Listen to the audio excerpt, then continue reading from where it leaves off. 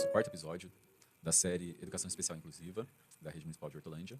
Eu sou Isaac, sou um homem branco, tenho 1,87 m, uso óculos, nesse momento estou com uma camiseta verde água, tenho pele clara, olhos claros, tá bom? E na comunidade surda de Hortolândia, eles me deram um sinal, que é o I, e trazer perto do olho, que é a cor do olho, lembrando a água do mar, tá bom? Supervisora Márcia. Saudações a todos. Então, sou Márcia, sou mulher, 44 anos, sou alta, tenho 1,78 m, cabelos curtos e castanhos, olhos castanhos. Eu estou vestida com uma calça jeans, com uma blusa de manga bege e um colete bege. E o meu sinal, que a comunidade surda me deu, é no queixo. Mão no queixo. Milena, coordenadora de Educação Especial. Eu sou Milena, uma mulher de 51 anos, 1,64 m, magra, morena, dos cabelos cacheados na altura dos ombros, olhos castanhos. Hoje eu estou usando um vestido bege e estou de óculos. Elaine, professora de referência. Bom dia, boa tarde, boa noite. Eu sou Elaine, né? Cabelos até os ombros, cacheados, olhos castanhos escuros, cabelos castanhos escuros. Eu estou vestindo uma blusinha com estampa em azul, um azul mais clarinho, né, com branco. E meu sinal na comunidade surda é o E aqui, puxado até a cintura. O nosso tema de hoje é estudo de caso no plano educacional individualizado na educação básica. Esse é o quarto episódio de uma série que nós estamos gravando aqui neste mês para a Rede Municipal de Hortolândia. E eu quero começar com os nossos agradecimentos. Então, primeiro, agradecer ao nosso prefeito, Zezé Gomes, à nossa secretária de Educação, Ciência e Tecnologia, a professora Simone Locatelli, também ao nosso secretário adjunto, o professor Renato Mucilo, também a todo o departamento aí, em nome do nosso diretor de Pedagogia e Formação Continuada, o Donizete, toda a supervisão educacional, e representado aqui pela professora Márcia, todos os coordenadores pedagógicos do Centro de Formação, representados aqui pela professora Milena, todos os professores da rede, um abraço especial para os nossos professores de Educação Especial, tá bom? Todos os nossos colegas do CIER, e também aos profissionais da educação. E na escola, são muitas pessoas que atuam, né? Tem aí a equipe gestora, os assistentes, coordenadores, assistentes de aluno, nós temos aí o professor da sala de aula, nós temos os educadores, nós temos os agentes, educadores infantis, nós temos o pessoal que está na alimentação escolar, o pessoal que está na organização e limpeza da escola, nós temos o pessoal da zeladoria, o pessoal da secretaria. Então, assim, são muitas pessoas que nos ajudam no processo, tá bom? Então, vale a pena pensar, estou falando desse público todo, que vale a pena pensar na construção do PEI, quem aí é um ator importante. Então, para o estudo de caso, ele tem um roteiro básico. Nós vamos apresentar um modelo para vocês, mais ou menos, que esse aqui vai ser o padrão da rede de Hortolândia, para não ficar cada escola, cada profissional construindo um modelo. Por quê?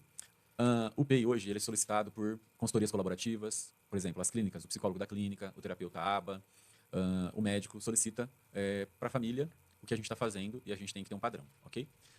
Então, nós temos já construído esse modelo e nós vamos tentar elucidar aqui hoje o passo a passo para quando chegar aí na escola, na formação com a coordenadora pedagógica que vai ser feita no centro de formação, pela nossa coordenadora da Educação Especial, Milena. Então, todos os coordenadores pedagógicos terão acesso ao PEI, participarão de uma formação bem de palpável sobre esse material.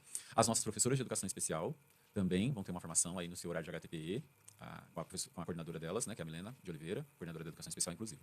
E a supervisão educacional tem, e os gestores também têm acesso ao PEI pela supervisão educacional. Então, a supervisão educacional tem aqui a Márcia, que participou da construção, que é uma pessoa de referência para discutir as questões mais jurídicas, legais, o modelo, o porquê dessa construção, a parte do planejamento, de cada campo que foi colocado, tá bom? Isso foi pensado por muitas mãos, ok?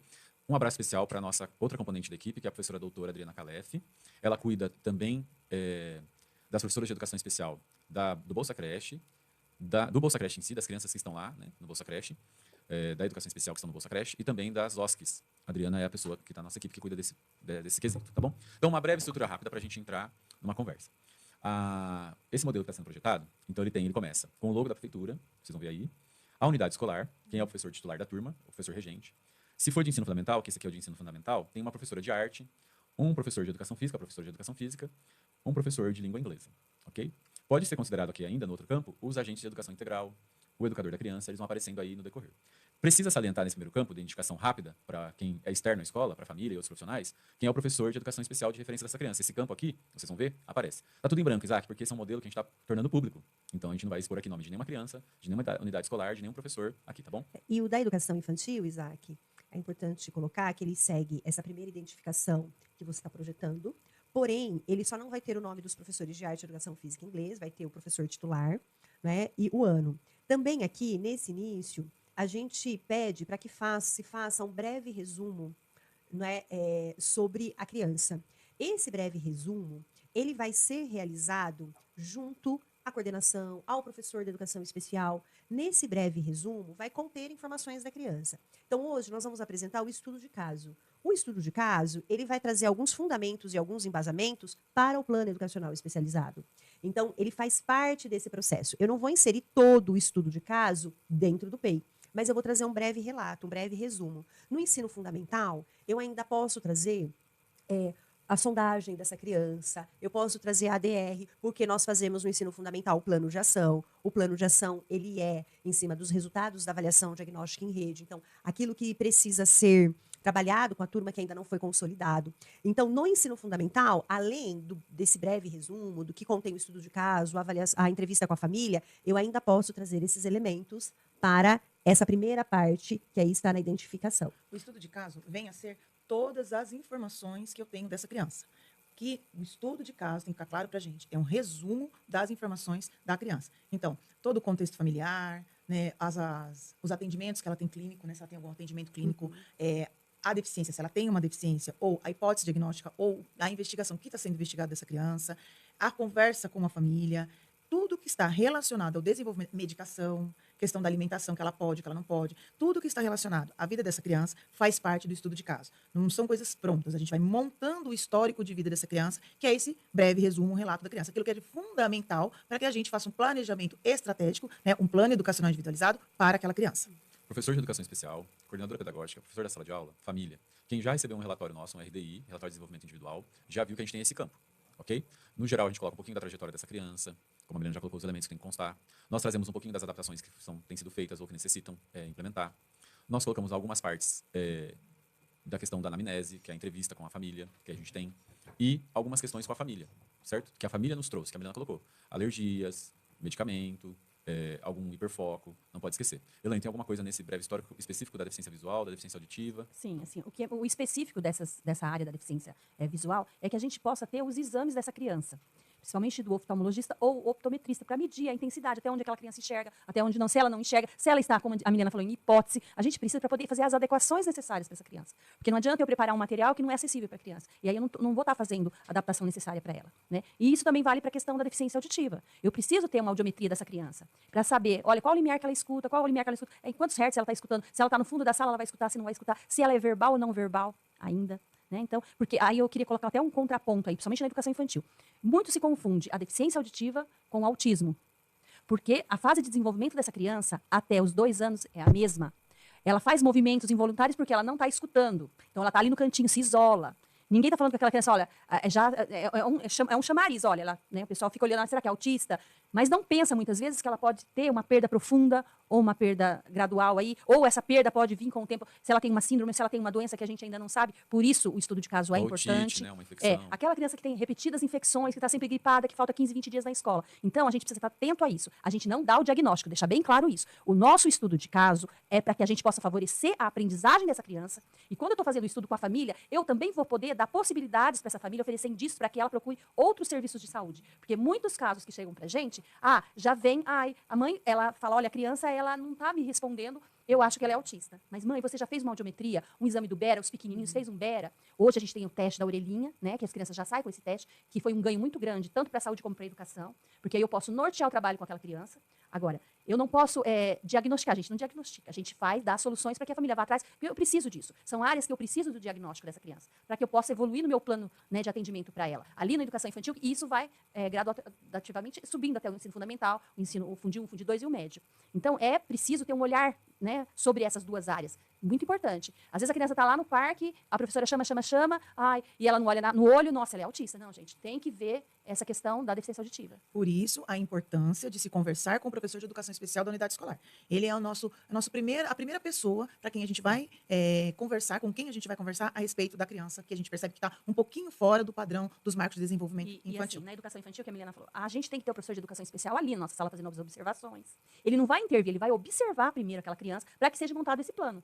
Porque é importante dizer isso, não, vai retirar essa criança desse espaço? Nós não vamos retirar, a gente precisa ver a convivência dela com os pares, como é que não é, para que eu possa depois montar um plano de trabalho que na educação infantil, muitas vezes, é ali junto com os pares, é ali na sala de aula, é no parque, é na roda, né? Então a gente não pode estar excluindo essa criança. Esse professor, com a equipe gestora da escola, com a professora que está ali todos os dias, com os educadores daquela sala, mais a equipe multiprofissional da educação especial, toda essa equipe que vai fazer o levantamento, né? É um estudo do caso dessa criança. Então, toda essa equipe trabalhando em conjunto, por isso que são tantas pessoas envolvidas no processo. A gente escuta assim, mas para fazer o estudo de caso tem que ouvir o pai, tem que ouvir a mãe, tem que ouvir a equipe que atende. É exatamente isso, tem que ouvir todos os profissionais ali envolvidos. E é o professor de educação especial que vai chamar a equipe multiprofissional que nós temos na educação para fazer alguns apontamentos antes do encaminhamento. Só um exemplo, então, na educação infantil ano passado, acompanhei alguns casos, em específico um caso, que eu achei interessante que, quando eu cheguei na escola, ele já estava integrado à sala de aula, mas ainda não conseguia fazer parte do grupo, porque ele não tinha linguagem verbal. E a partir do momento que introduziu a comunicação alternativa, ele foi ampliando as participações. Se não tem essa informação aqui, eu não sabia que demorou-se muitos meses para fazer um trabalho para ele ficar dentro da sala de aula. Então, isso precisa aparecer. Parece que quando eu chego para assistir aquele caso, já está tudo resolvido. Não, antes de eu chegar, me antecedeu um histórico, né, daquela criança. Por exemplo, uma coisa que a gente precisa colocar muito no estudo de caso, prematuridade. É uma causa muito séria para ser considerada quando você vai trabalhar com uma criança que necessita de intervenções, tá bom? Na questão do comportamento, na questão visual, na questão auditiva, se ela teve otite de repetição. Então, essas causas de doenças que ela passou, as alergias, as infecções, é importantíssimo esse histórico constar, porque para a gente olhar hoje para uma criança de 5 anos é uma coisa, mas saber de como ela já veio de trajetória, isso. O próximo ponto aí que a gente vai colocar, Isso, não esquecer, né, Márcia? nós vamos seguir aí com os atendimentos e serviços oferecidos às crianças e estudantes. Então é importante anotar, ele frequenta o AE, ele está frequentando o AE no contraturno. Hoje nós temos 21 unidades escolares que ofertam o AE no contraturno, né? Ele tem, né? Nós temos aí o ensino colaborativo, a professora faz esse ensino colaborativo. Quais as adaptações, precisa de adaptações arquitetônicas para essa criança? Ele é acompanhado por agente de apoio inclusivo ou por educador infantil. Então, nós vamos colocar aqui. Se a criança ela frequenta o fortalecimento contínuo da aprendizagem, nós também vamos indicar aqui nos atendimentos de apoios e serviços. E depois a gente tem o campo das atividades básicas de vida diária. É importante que nesse campo a gente aponte essa criança, ela se locomove, ela se alimenta com autonomia? Não, ela precisa, né? A comunicação dela, ela tem linguagem funcional, linguagem não verbal, ela faz uso de comunicação alternativa, aumentativa, ela tem autonomia para ir ao banheiro, ou ela precisa de orientação. Então, essas informações nós vamos colocar nesse campo das atividades básicas de vida diária. E depois nós vamos vir, né, com os componentes curriculares para o ensino fundamental e com os eixos e direitos de aprendizagem na educação infantil. Tem um destaque aqui, Márcia, a gente não pode esquecer, nessa linha aqui, ó, que aparece ali, ó, anexar a avaliação pedagógica inicial. Ela tem que ser construída em 3 etapas, pensando aí. Lembra do nosso RDI, lá já está bem claro sobre isso. Sim. Quais são as dificuldades e barreiras que precisam ser superadas para as intervenções ocorrerem ali. Então, por exemplo, hoje, uma criança de linguagem não verbal. Então, é uma barreira que a gente precisa dar acessibilidade, remover essa barreira, minimizar, oferecer algum tipo de acesso. Aí, cabe pensar na consultoria colaborativa, falar com a fonoaudióloga dessa criança, tem que estar indicado aqui. Já fez contato? Já foi indicado que é bodymaker, que é Arazaki, que é outro tipo de PECs? Por exemplo, quais são as potencialidades? Ele já tem uma coordenação motora fina, ele já está na roda, ele já floreia livros. Lembra, Márcia, do caso que a gente vai acompanhar na EMEI, de uma criança que ela faz uso de sonda, e que foi muito difícil para a gente trazer ela para a escola. Nós tivemos que fazer um trabalho com a equipe, foi muito legal, porque a professora demonstrou medo, mas também coragem de aceitar esse desafio, conseguiu ali. Ela veio para a escola com todos os aparatos que foi necessário. Só que, quando eu olho para o relatório, eu falo, agora ela já folheou o livro, ela participa da história, repete nomes. Então, assim, como chegou e hoje quais foram as potencialidades que ela desenvolveu. Só foi a escola que promoveu isso. Sinto dizer, mas ninguém vai substituir o papel da escola e do professor. Qualquer tecnologia, por melhor que seja, ela ainda tem falhas. E a emoção da aprendizagem que o design universal a gente falou no episódio anterior, só quem promove é uma pessoa humana junto com a outra pessoa humana nas relações. Então, o passar pelo corpo lá, de brincar na educação física, passar aquela bola, ter o guiso, ter o barulho, a questão do trabalho de sentir o gosto, a questão de ouvir um poema contado de um jeito, de ter a interpretação em libras de outro jeito, de ter a comunicação, nenhuma tecnologia vai substituir o que é humano, que é das relações. Então, esse plano vem para pensar sobre isso. E qual é a competência que ela tem hoje? A avaliação inicial exige no processo de leitura, escrita e raciocínio lógico matemático. Tem que dizer se ela está pré-silábica, se ela está em outra hipótese, para a gente pensar nas intervenções futuras a médio e longo prazo. E o que ela tem desenvolvido no campo do raciocínio lógico. Hoje, ela só está sendo trabalhada a parte matemática no corpo, psicomotricidade. Então, ela está vendo que é antes, depois, lateralidade, está vindo. Cores, reconhece alguns números, sabe que é metade. Então, alguns conceitos têm que vir. Aqui é uma avaliação que nos dá um pé no chão de um campo de partida. Não vou, no Jardim 2, recomeçar tudo.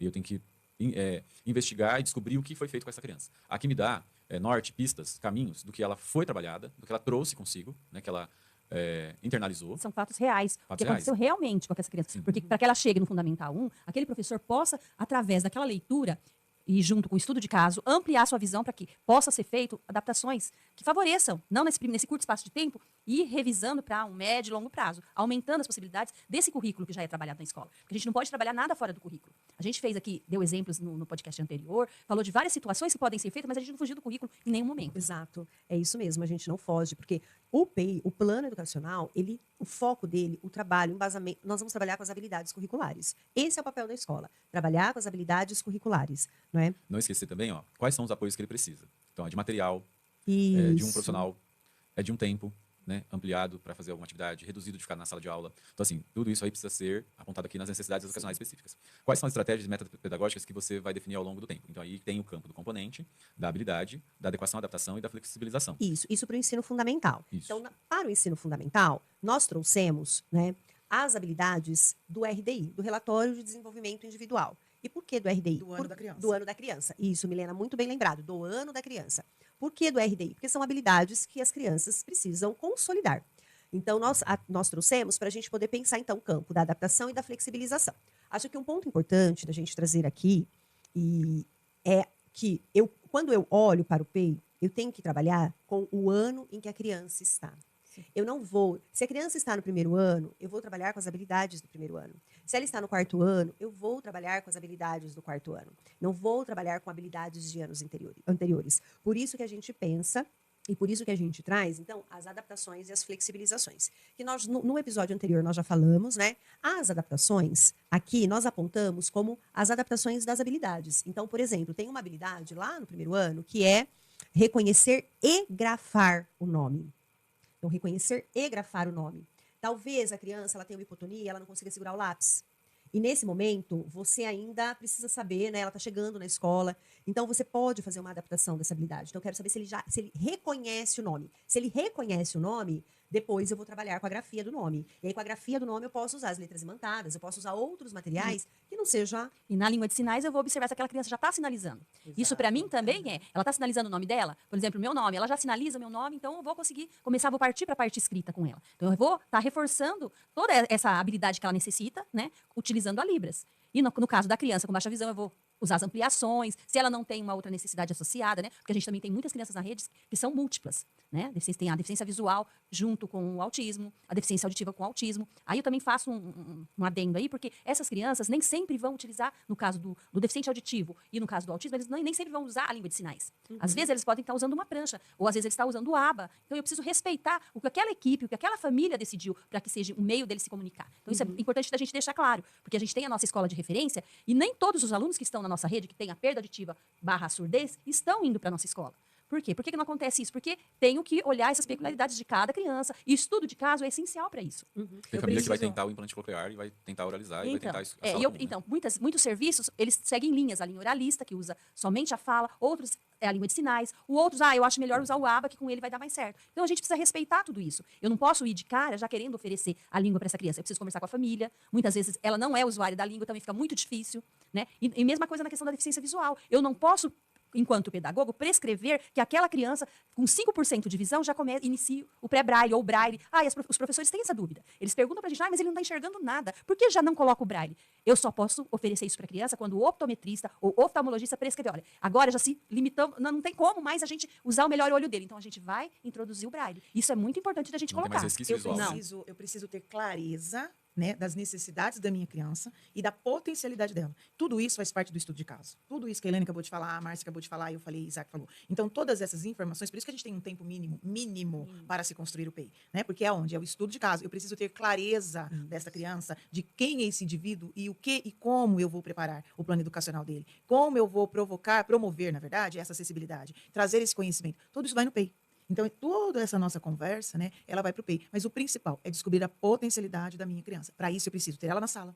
Para isso, professora, eu preciso estar junto. Preciso participar de todos os momentos, né? Eu preciso participar ali da hora do lanche dessa criança. Preciso estar com ela ali na hora que eu estiver no parque, subindo e descendo, brincando. Preciso estar próximo dela nas atividades. Eu não posso transferir o meu trabalho enquanto professora para uma terceira pessoa, né? Eu entendo que os educadores infanto-juvenis, que os agentes, eles estão ali comigo como parceiros. Eu posso ter não percebido algo que o meu colega percebeu. E tudo isso vai fazer diferença na hora da construção do plano educacional individualizado de cada criança. E aí, eu só para a gente finalizar essa primeira parte da estrutura do PEI, no ensino fundamental ainda, nós teremos educação física, arte e inglês, as habilidades elas foram incluídas conforme eles estão aí por bimestres, então por bimestre, todas as habilidades desses três componentes curriculares foram inseridos, porque não tem como não tem RDI, o RDI é para a sala comum, então ficou assim, os professores da EJA e os professores do Fundamental 2, os anos finais, eles também precisam fazer o PEI. Perfeito. Então, eles vão inserir as habilidades conforme a organização do trabalho. Então, o professor de história, geografia, língua portuguesa, matemática,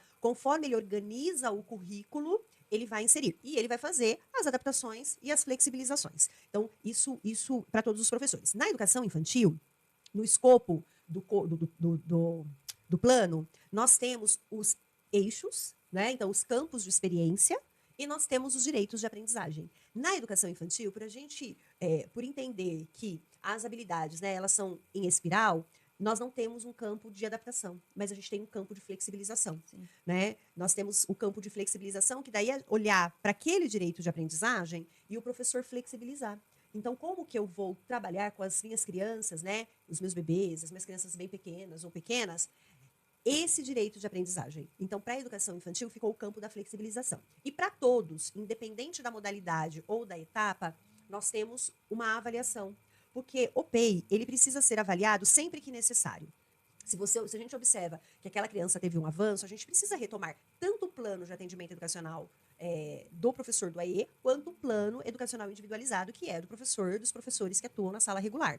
Entretanto, nós colocamos ali, né, dentro desse escopo, uma avaliação ao final do primeiro semestre e uma avaliação ao final do segundo semestre. Porque nós também vamos ter que apontar quais os avanços que essas crianças elas tiveram, né? Ou olhar para aquilo que eu trabalhei no primeiro semestre, né? Para as habilidades, para os direitos de aprendizagem que eu trabalhei no primeiro semestre e replanejar para o segundo semestre.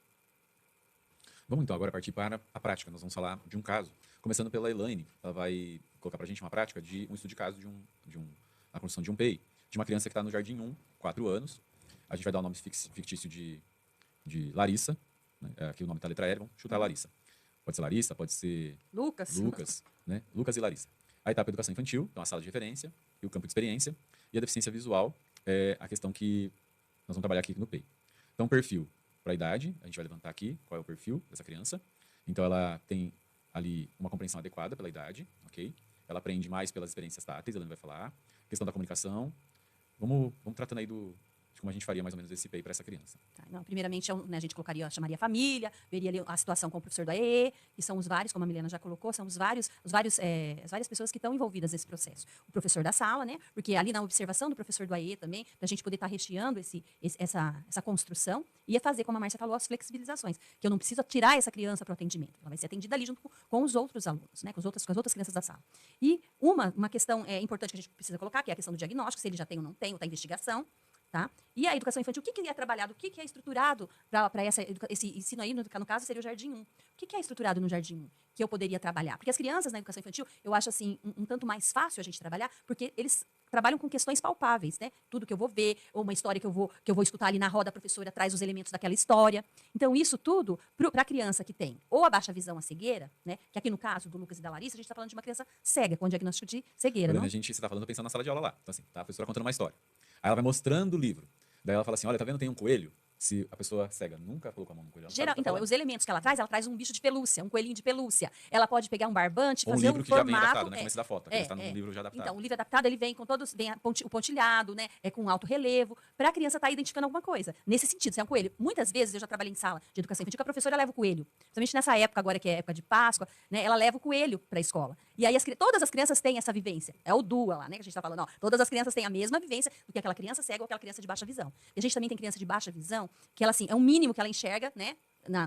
Estando num espaço, e geralmente ali naquela roda, para ela também é difícil. Então, essa vivência, né, do bichinho, por exemplo, que eu estou falando assim, do coelhinho, mas não precisa ser necessariamente o bichinho vivo, pode ser o bicho de pelúcia, e explicar para aquela criança. Ela tem que ter esse olhar de estar explicando.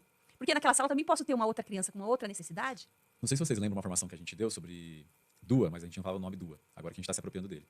Que a gente dá o exemplo de levar um peixe na sala de aula. Sim. Aí tem a questão do aquário, né? Tem uma série de coisas. Mas depois, para a criança, se você tiver coragem, ou se você quiser o material que tem, a gente tinha também comprado uma época, bem há uns anos, eu sou antigo de rede, a gente tinha um material que era tateável. Então tinha um Sim. peixe que era aberto, e tinha toda a parte interna dele, tem aquela, tô pensando aqui, tem os órgãos Aham. para você trabalhar, né? Então tem essa parte tátil que alcança essa criança aí na educação infantil, de 4 anos. Então, privilegiar as informações que são visuais para Visuais, tridimensional. o tato, trabalhar bem as coisas que são tateáveis. A lixa, por exemplo, faz essa atividade, põe uma lixa ali no livro para identificar o chãozinho, né, onde esse coelho ou esse personagem está aqui. Então, trazer coisas palpáveis para essa criança que favoreçam a sala toda. O início dessa criança no Jardim 1 seria primeiro, então, reconhecer o espaço, fazer um mapa mental, Sim.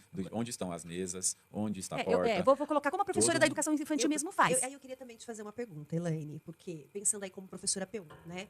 Primeiro, na foto, o menino, a criança, ela tá usando óculos. Isso não é muito comum nas escolas a gente ver.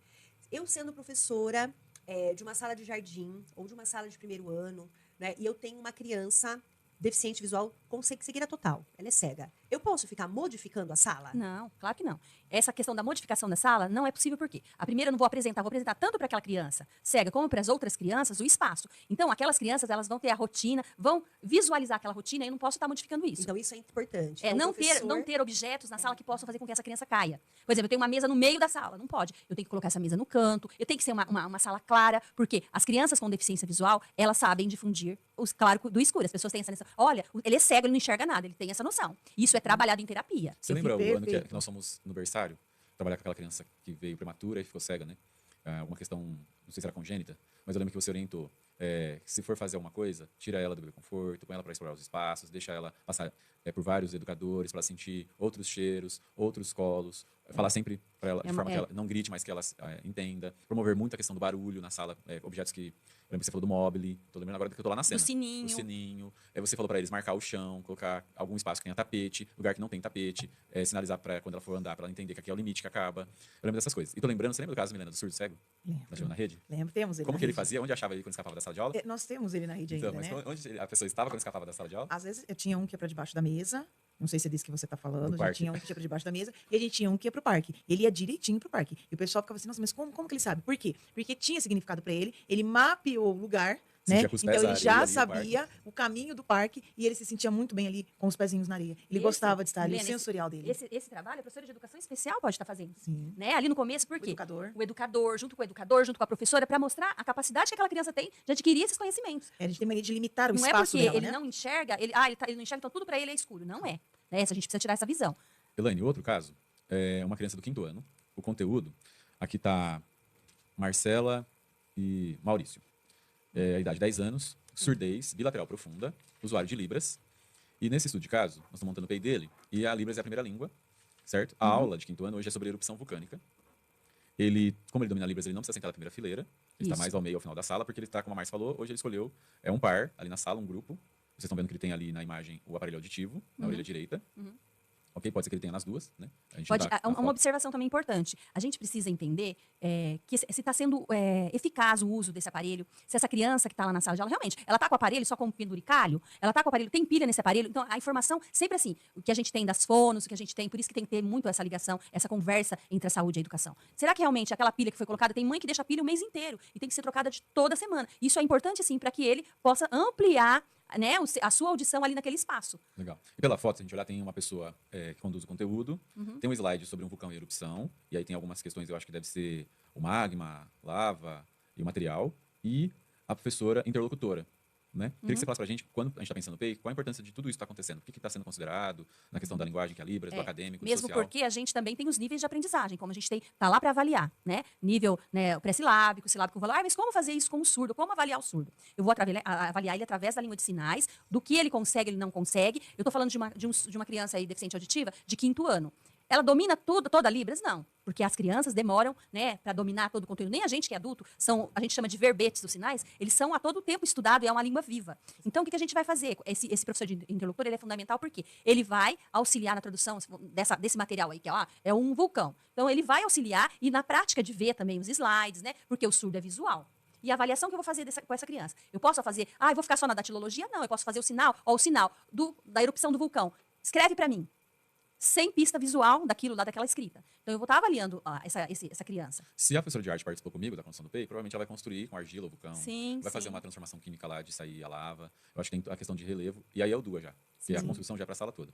Se eu trabalhar a construção do vulcão antes de eu fazer a sala expositiva, eu acredito que vai até melhor. Sim. Certo? Porque daí eles construíram. E aí fala, agora a sua professora de sala de aula, dos anos iniciais, ela vai explicar para vocês todo o processo. Sim, juntamente, por isso a importância da professora interlocutora estar lá, Sim. junto para estar nesse auxílio, nessa mediação. E outra coisa importante também de falar para o professor é assim, eu vou dar 5 para o meu aluno porque ele tem uma deficiência. Não, gente, vamos avaliar toda a máximo que ele deu. capacidade dessa criança, desse estudante ali. Ó, ele observou isso que o outro não observou, ele viu toda essa transformação. Ele é 5 que eu tenho que dar para ele? Não. Eu sempre comunico isso, falo isso, porque eu também trabalho com Fundi 2 ensino médio. E o resultado final de uma avaliação poderia ser quem quiser da sala trazer um texto, quem quiser um podcast, Sim. quem quiser um vídeo com interpretação em Libras. Imagina o produto que essa sala gera. Estou dando assim exemplos, né? Que você põe para as metodologias ativas aí, ficar a cargo de nos ajudar a pensar a forma de avaliar.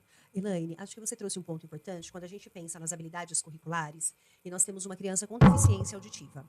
Então, você começou, né? Olha, hipótese pré-silábico, silábico alfabético, de fato, a gente não utiliza essas hipóteses para criança com deficiência auditiva. Então, o que o professor precisa ter atenção, precisa entender que no processo de escrita, essa criança, ela vai construir por memorização, correto? Tô correta? É isso, né? É. Ela vai construir por memorização e que na construção de frases existem elementos da língua portuguesa que essa criança ela não vai construir. Então não é porque ela não sabe, não é porque ela não aprendeu, mas é porque isso faz parte da própria língua, né? Então Da língua materna da dela, língua né? materna dela. Então isso eu acho que é interessante nós trazermos, porque numa produção de texto para uma criança com deficiência auditiva, existem conectivos que ela não vai utilizar, Exatamente. existem Sim. determinadas palavras que ela não vai utilizar.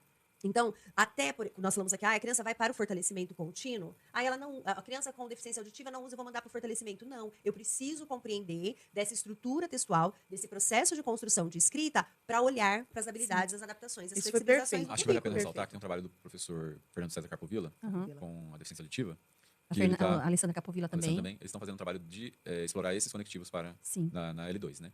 Então, assim, mas precisa de estudo, precisa conhecer, Isso. precisa saber, eles têm um dicionário que eles criaram para Dicionário isso. trilingue, que ali Então, fala assim, dos verbetes, como eu coloquei, né? A cada ano eles têm mais estudos e tem muito surdo conhecimento da já da professora de envolvido. educação especial, né? Surdo com deficiência, com mestrado, com doutorado que está envolvido, porque já passou por todos os processos, né? Então é interessante toda a visão que eles Porque a têm. Márcia está dizendo que eu lembro desse caso que ela está falando, a prova de um aluno surdo na EJA.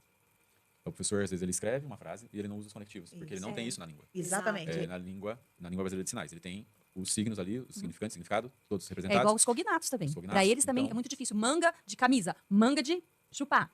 Né? Então é Manga muito fruta, difícil. manga camisa. Então para eles é muito difícil. Essas questões têm que ser muito bem explicadas. Para o cego, o difícil é táxi, porque a escrita não é com QSI, é com X, entendeu? Então, assim, para as duas pessoas aí nessa especificidade, a gente tem que olhar para esses pontos no peito. E esse é um conhecimento que precisa ser de mais pessoas. Tem que Sim. todo mundo conversar sobre. Vamos pular para o caso do 7º ano, que é o Rodrigo ou a Rafaela.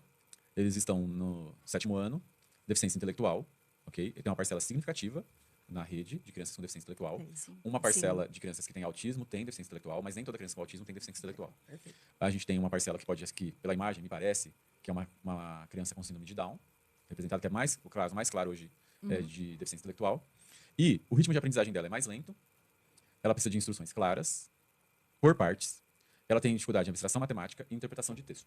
Então, provavelmente, olha, foi um trabalho todo feito até aí, que ela chegou, me parece que é alfabetizada, porque ela tem dificuldade de interpretar textos, então ela deve escrever frases simples ou algum bloco, e ela já tem noções dos algoritmos matemáticos, mas ela não consegue entender ainda essa abstração. Ela constrói, provavelmente usa material concreto, sabe armar e efetuar uma soma, uma multiplicação, uma divisão, mas a abstração, você perdi para ela fazer isso sozinha, sem ser um suporte, me parece que dá uma dificuldade. Então, evitar, nesse caso do DCPI, as barreiras que a gente tem que dar acessibilidade, né? Primeiro, tirar as questões todas abstratas, Sim. trazer mais pelo modelo concreto.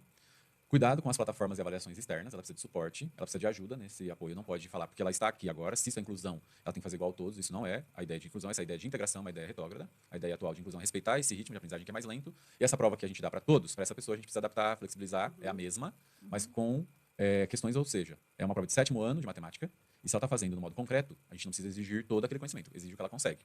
Ela não fez a prova inteira, ela merece 5, né, Elaine? Não, ela merece 10, ela merece 9, porque algumas coisas ela sabia, ela já apresentou na oralidade e tal, ela não conseguiu. Aí a gente dá 1 ou 0, que é o que a gente está enfrentando muito, a gente recebe muito pai que diz, olha, chegou agora no 6º ano, ela tem que voltar para a rede. A gente fala, por quê? Porque agora ela só tira 0 e 1. E na escola aí da prefeitura ela tinha nota. Ou chegou no ensino médio, que eu acho que ainda, quanto mais eu vi pela minha visita agora em outubro nos Estados Unidos, lá as universidades já estão com as pessoas com síndrome de Down chegando, com os autistas chegando. com os surdos já estão há um bom tempo e os cegos há um bom tempo. Mas lidar com a pessoa com deficiência intelectual na universidade e com autismo na universidade, para os americanos também é um desafio, mas eles já estão com um programa nacional desse trabalho. Então a gente ainda nem tem, no Brasil, poucos casos de síndrome de Down, não sei se tem algum, deve ter poucos, cego, surdo e autismo, a gente tem mais casos na literatura e vendo aí. Mas imagina, quanto mais vai subindo o fluxo de escolarização, mais a gente tem que olhar para o peito dessa pessoa, porque vai vindo mais acessibilidade, mais recursos, mais intervenção, e para a gente pensar. E a autonomia de tarefas que a gente vai desenvolver a longo prazo, a gente tem que pensar gráficos, blocos, uso de Tangram, uso de Cuisinart, N materiais aí que existem hoje nas escolas, textos adaptados para interpretação, algum vocabulário, um dicionário do lado, questões auditivas, divisão por partes. Agora você vai pegar e colocar aqui nessa primeira parte o título do seu texto. Agora no segundo bloco você vai colocar a introdução, o que você entendeu desse texto. Parece um cursinho que a gente faz para prestar de redação. A gente fica ali, o professor vai martelando, olha, na introdução tem que fazer isso. E a gente faz muito assim com o aluno, escreva o texto. Então, para a pessoa com deficiência intelectual e outras deficiências, nós vamos ter que sinalizar. Eu estou fazendo trabalho de leitura com o meu filho e eu vejo que ele perde-se quando ele muda de uma linha para outra. Então, ele perde o sentido da história. Então, era para ele reescrever o que ele entendeu de um determinado gênero. E ele falou assim, pai, mas qual que é a experiência? E a palavra experiência para ele era nova, estava assim no texto. Qual foi a experiência feita na sala de aula que a criança fez e o que ela contou para o avô? Para ele, a experiência foi uma experiência meio que de química e física. Tinha que pegar, ir para uma lâmina, ver a casca da cebola. Né? Isso chama, para quem é da química, experiência. Uma criança pequena, a palavra experiência não fazia sentido. Então, primeiro eu expliquei para ele. Ó, isso é uma experiência. Aquela de você que você fez na escola do feijão, no algodão, é uma experiência de ver crescer, passar um tempo. Você fez todo um processo. Então, a palavra experiência não fez sentido. E se perder no texto também não dava sentido. Então, a gente tem que ter um marcador, numerar a linha. Apresentar por parte. Né? A gente precisa estruturar o trabalho da criança. Então, o que ela precisa primeiro? É o título. O que é o título? Então, eu explico para ela qual é o nome que você vai dar para sua história. Você vai construir uma história. Olha, você tem que ter um espaço para começar. Ah, mas isso daí já foi trabalhado. Já foi trabalhado, mas ainda não foi adquirido. Né? Então, agora eu preciso que ela produza um texto, uma frase. Então, agora que eu vou estruturar isso, mas eu preciso estar junto. E é o que você falou, fazer os apontamentos. Talvez eu tenha que fazer primeiro uma linha, depois a outra linha, e elaborando com a criança esse texto que ela está produzindo. Estar ali do lado, estar ali apoiando. Isso também para criança com deficiência visual, né, Elaine? Para criança com deficiência auditiva, para criança com síndrome de Down, para criança com autismo, para criança que tem um transtorno específico da aprendizagem, que tem uma dificuldade na organização do pensamento, o TDAH. E não é que ele não tem condição, que ele não tem capacidade. Ele precisa organizar o pensamento. Elaine, fala depois que eu quero falar sobre cabeçalho e lousa. Eu quero deixar claro aqui também a questão da letra cursiva. Muitos profissionais, muitos professores, eles se apegam, meu aluno não consegue escrever com letra cursiva. Mas eu tenho aluno no ensino médio que escreve com letra bastão, não letra de imprensa. Outros que usam o recurso da tecnologia, o computador. Outros do tablet, que vão apontando no PEX lá, que vão apontando. Então, é uma escrita isso. Isso a gente precisa deixar bem claro aqui. Porque esse aluno, essa criança, esse estudante que está aqui na nossa rede, ele vai evoluir. Eu preciso, por isso, a importância do PEI. Porque quando eu pego o PEI da criança ou do adolescente que está lá na minha escola, eu já vi lá atrás que foi trabalhado. Ah, então está escrito aqui que ele consegue escrever com letra bastão. Eu vou respeitar o momento da escrita. Eu não vou querer que ele escreva da maneira como os outros escrevem. Ah, ele só usa o computador, vamos arrumar um computador para ele na escola. Ele escreve lá como... Eu tenho um exemplo de uma estudante com deficiência intelectual no primeiro ano do ensino médio. O professor pediu para escrever o texto. Ela simplesmente cruzou o braço, porque ela não tinha a escrita, não usava o lápis para escrever. Ela tinha feito um mecanismo na cabecinha dela que com o computador ela conseguia. Então, quando a gente arrumou o computador que ela começou a escrever, ela escreveu primeiro na sala de recursos. O professor não acreditou que ela estava escrevendo aquilo lá. Precisou levar, fazer um outro tema com o professor na sala, para ele ver que realmente ela tinha um potencial de escrever. É claro que tinham muitas coisas ali que precisavam ser corrigidas, mas é esse meio que ela usava. Então, eu acho que a gente precisa respeitar isso, né? Acessibilidade. O nosso último caso, que é sobre primeiro ano do ensino fundamental, é uma criança com TEA. E eu lembrei do cabeçalho e texto de lousa, que é o que a Elaine está falando, porque eu tive um embate uma vez, inclusive na volta da pandemia, que você chegar ao sexto ano, você chega no primeiro ano, há uma mudança na vida da criança, que é a transição. E às vezes o professor, ele precisa entender esse processo. Volta da pandemia, meu embate foi com professores de sexto ano. Eu não vou voltar a escrever de letra bastão, tá? Mas as crianças todas precisavam do DUA. Porque todas não mais tiveram na sua vida a experiência de escrever letra manuscrita. Mas não foi dado. Como é que você olha, você orienta virtualmente, via pandemia, via online, o ensino e a habilidade da letra manuscrita? Isso foi... Alguns conseguiram, eu acho. Talvez pelo treino, pelo enfado, pelo pai comprar o caderno. Isaac, muitos desses alunos, depois no retorno dessas crianças, aí, os professores da sala pediam para serem avaliados lá. Faz uma avaliação lá na sala para mim, desse estudante, porque ele regrediu, ele tem algum comprometimento intelectual, não é possível, cognitivo, não está funcionando. Então, para você ver que isso foi com todos. Então, não é uma questão de deficiência, né? É uma questão de naquele momento, da pandemia, né? nos deixou isso daí. Então, os professores tiveram, sim, os nossos colegas fizeram, a lousa toda, bastão, fazia muitos anos que alguns não mexiam com isso. Ou eles adaptaram as atividades. O livro, que é para todo mundo em imprensa ou uma atividade manuscrita, eu vou aceitar em letra bastão e vou trazer bastão. Esse foi um ponto. Um outro aspecto que eu peguei foi no primeiro ano que todas as crianças tinham que trazer o cabeçalho pronto. E eu tô falando de uma criança com autismo. E ela não conseguia. A professora achou um absurdo quando eu propus. Professora, traga o cabeçalho impresso para sua criança, ok? Você recorta assim 20 cabeçalhos, deixa sem a data, sem o mês e sem o ano. E você pode, no mês seguinte, deixar sem um pedaço do nome da escola, sem o nome da turma. Você vai vendo como ele vai avançando. Isaac, a turma toda traz o cabeçalho, tá? Mas não é a turma toda que tem autismo. É essa criança que tem autismo.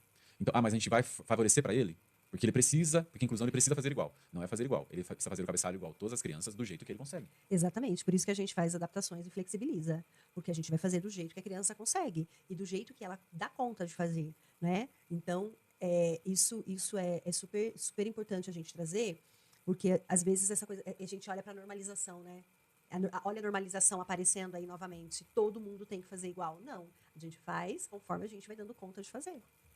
A gente colocou uma foto aí de uma ideia, por exemplo. Se você olhar para a lousa da sala, tem uma rotina. Isso aí a gente usa, pode ser para aquele caso do 7º ano lá, de ter uma rotina. Isso pode ajudar. Então, primeiro você vai. Eu tenho 43 anos, e estou me organizando, porque tem coisas que eu coloco um post-it fazer, tem outro post-it que eu coloco fazendo, e outro que eu coloco feito. Isso tem me ajudado. Um planner tem me ajudado e uma agenda tem me ajudado. Então, assim, fragmentar, olhar de novo o que foi feito no dia anterior, partir dali para frente. Então, assim, são estruturas que a gente hoje existem na escola, que é a rotina estruturada. Muitas escolas, os professores já estão trabalhando com isso. Você organiza para aquela criança do primeiro ano, que primeiro ela vai entrar e tem o desjejum em alguns horários, ou em algumas escolas.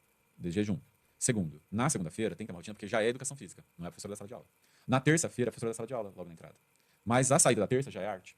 Então, colocar essas figuras, vou mostrar um exemplo de rotina estruturada, e eu colocaria por dia. Então, assim, Exatamente. E essas por figuras. movimento da criança. Porque uma coisa é a rotina da sala, uma coisa é a rotina da criança, né? Não, a entrada, a sua entrada é às 7 horas com todas as crianças. A sua entrada é às 7h15, depois que uma turminha, né? Depois que abaixou um pouco o movimento da entrada, porque aquele movimento da entrada Barulho. pode desregular o barulho. Então, a gente também encontra muito isso, a rotina da sala. Né? Então, a sala precisa ter rotina. Não, mas a sala tem uma rotina. Mas e a rotina daquela criança? Aquela criança segue a mesma rotina da sala? Ela segue a mesma rotina da sala, mas com as suas peculiaridades. Né? A educação física, ela vai para a educação física, mas ela não consegue ficar, por exemplo, os 50 minutos de educação física. Ela fica 20, depois ela precisa ir ao banheiro, por exemplo, né? Precisa lavar o rosto, para depois voltar. Então, dentro dessa rotina, ainda tem os 20 minutinhos que ela precisa sair um pouco daquele momento. Isso é muito importante e fundamental quando a gente fala de rotina. O que a gente está querendo dizer também, gente, é que com o passar do tempo, o trabalho que era feito nas instituições especializadas, nas escolas exclusivas, ele precisa migrar para a rede. Ele precisa migrar para a escola inclusiva, para a sala de aula comum. Então, por exemplo, Tite, desde que eu ingressei na escola especial, em 2000, ele estava nas salas especiais. Então, as crianças, eu trabalhei com crianças e adultos na mesma sala, então tinha crianças e estudantes juntos, eu tinha crianças de 7 com adolescentes de 15 e adultos de 35. Mas, assim, tinha a rotina do Tite.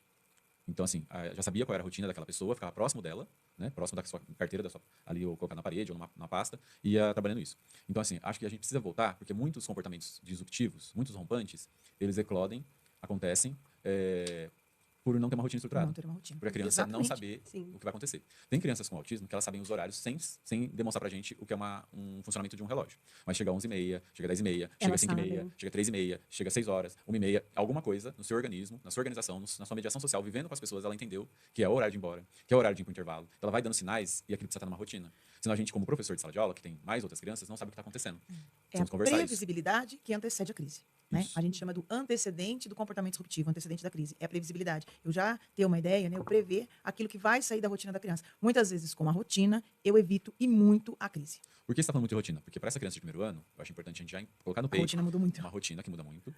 Olhar para essa linguagem, se ela está funcional, se ela é ecolálica, né? Só repete. Qual o seu nome? Qual o seu nome? Então, precisamos dar sentido. Então, olhar se o ambiente é ruidoso, se as atividades são muito longas, se ela consegue participar com antecipação das questões, se tem um cantinho para ser regular, a gente vai mostrar aí, que ali tem um cantinho de almofadas. A Márcia teve uma experiência de colocar uma bola, bobat, na sala de aula, deu certo, regulou. Né? Eu tenho crianças que elas precisam chegar na escola, dar uma volta inteira, retomar todo o ambiente, dizendo que a escola não é minha casa. Aí ela vai para a sala e ela tem essa regulação. Se olhar para as atividades curtas e estruturadas e o interesse do aluno, que é o hiperfoco dele. Para um primeiro ano, a gente olhar para isso. Então, a gente fez um podcast bastante de sobrevoo, assim, sobre estudo de casos, mostrando um pouco da estruturação mais do registro disso, dando uma luz para pensar. Por quê? Para a gente também não colocar um documento e ele ficar lá como mais um papel a ser preenchido. A ideia aqui, a gente está finalizando as ideias hoje, e essa série de 4, que você está chegando no quarto, é melhor você assistir o primeiro, o segundo e o terceiro, junto também para você entender tudo que a gente está falando, é costurado com os anteriores. Então, assim, aí salário de DUA, está no episódio 3. Aí salário de PEI, está no episódio 2. Aí falaram que na educação especial vem acontecendo isso, então a gente falou no episódio 1. Então, só para você olhar, porque é uma série, né? E a gente vem carregando nesses 4 episódios alguns conceitos. Se não ficou claro, precisa olhar todos os conceitos. Nós vamos fechar, porque esse documento vai chegar nas escolas.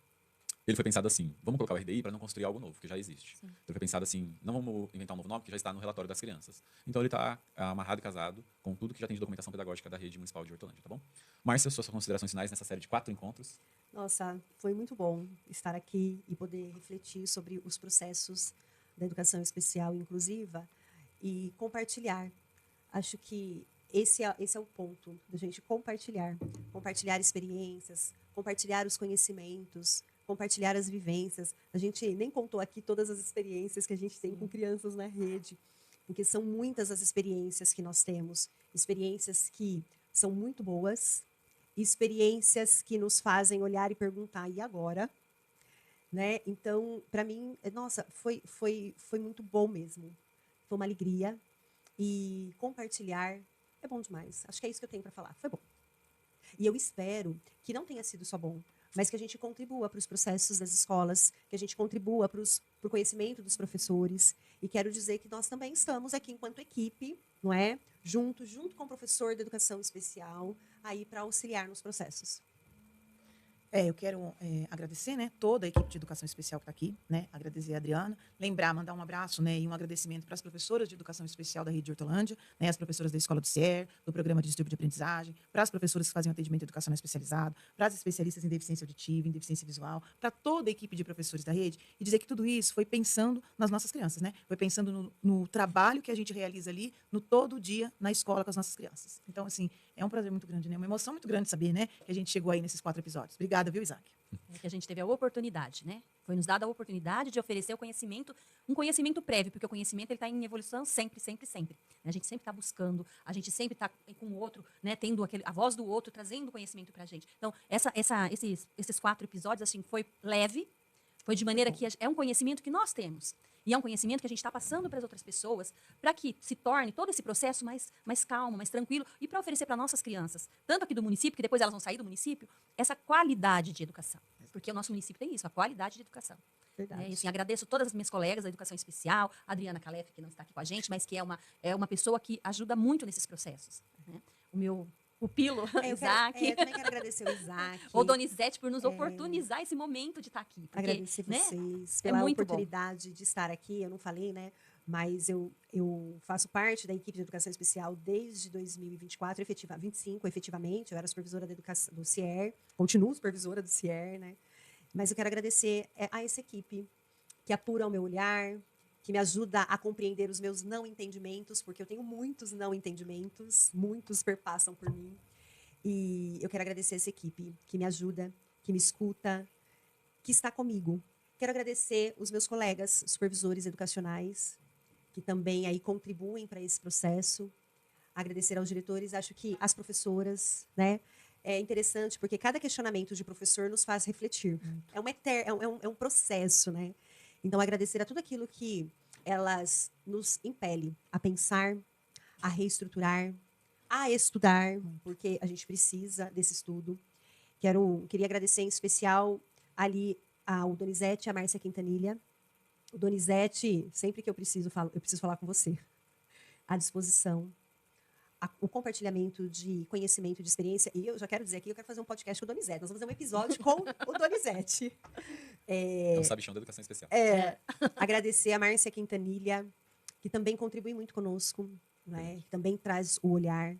Quero agradecer a oportunidade de estar na supervisão educacional da educação especial.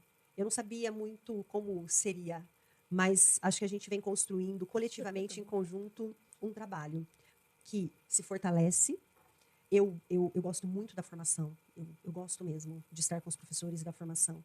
Então, é um trabalho que se fortalece no aspecto formativo, é um trabalho que se fortalece no aspecto do olhar para as escolas e do olhar para as crianças, que não é um olhar meu, mas é um olhar nosso. E eu quero encerrar essa série agradecendo a todos vocês que estão aí com a gente. Se você tiver um tema, surgiu alguma dúvida, passa aqui pra gente e a gente pode pensar em num novo encontro que traga alguma contribuição, trazer um outro profissional, alguém que possa nos ajudar. E, para mim, a gente encerra com muita alegria, lembrando de como algumas crianças ingressaram na rede e depois de algumas visitas você volta e diz, não é mais a mesma criança, mas é aquela criança.